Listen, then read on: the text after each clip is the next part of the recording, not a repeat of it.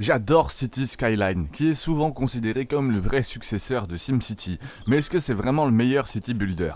Dans ce test complet, je vais te donner mon avis sur le jeu après plusieurs heures de jeu, gameplay, gestion, trafic, contenu, et aussi sa version console.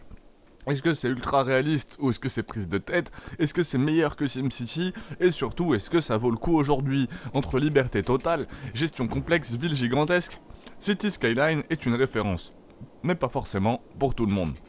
On va voir ça tout de suite. Moi j'adore personnellement City Skyline, hein. Bienvenue dans mon test. Sorti en 2015, ce jeu est devenu rapidement une référence du City Builder, au point de faire oublier SimCity pour beaucoup de joueurs, mais on reparlera de SimCity dans des prochaines vidéos, donc abonne-toi.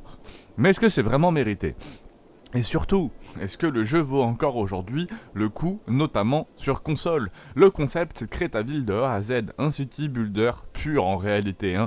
Tu pars d'un terrain vide dans City Skyline et tu construis une ville, route, quartier, service public, transport, économie, tu gères absolument tout. Et très vite, tu te rends compte que c'est pas juste un jeu de construction, c'est un jeu extrêmement complet, un gameplay ultra complet mais exigeant. Le gameplay est la grande force du jeu. Tu dois gérer trafic, électricité, eau, déchets, impôts, le bonheur des habitants, et tout est lié. Si ton trafic est mauvais, ta ville s'effondre. Et si les services sont mal placés, les citoyens se plaignent. C'est un jeu où chaque décision compte. La gestion du trafic, justement, c'est le vrai boss du jeu. S'il y a bien un truc qui va te rendre fou, c'est le trafic. Créer des routes, des intersections, optimiser les flux, c'est un casse-tête permanent. C'est là que le jeu devient vraiment addictif. Tu veux toujours améliorer ta ville, toujours corriger tes erreurs. Le jeu offre une liberté énorme. Tu peux construire la ville que tu veux, une métropole très moderne, une ville écologique ou un chaos total. Et avec les DLC et les mods, hein, surtout sur PC, ce contenu devient gigantesque, hein. J'ai vu des gens mettre des KFC et des choses complètement folles. City Skyline est aussi sorti sur console. Pour moi, c'est une bonne surprise, parce que franchement, c'est une bonne adaptation. Contrôle à la manette bien pensé, interface adaptée. Forcément, il y a quelques limites, moins de mods, des performances en baisse sur les grandes villes et une gestion moins précise forcément qu'à la souris, mais ça reste plus que jouable et même impressionnant pour un jeu de ce type sur console.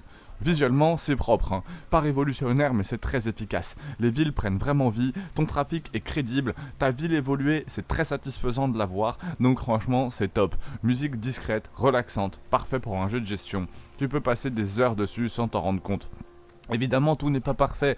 La courbe d'apprentissage est très élevée, l'interface parfois complexe, des performances limitées sur une console, et ça peut devenir très chronophage.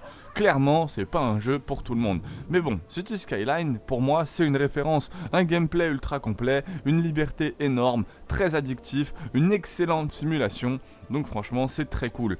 Par contre, il est aussi complexe au début, moins optimal sur console, et il demande beaucoup de temps. Est-ce que ça vaut le coup? Oui, sans hésiter, si tu aimes la gestion et la création.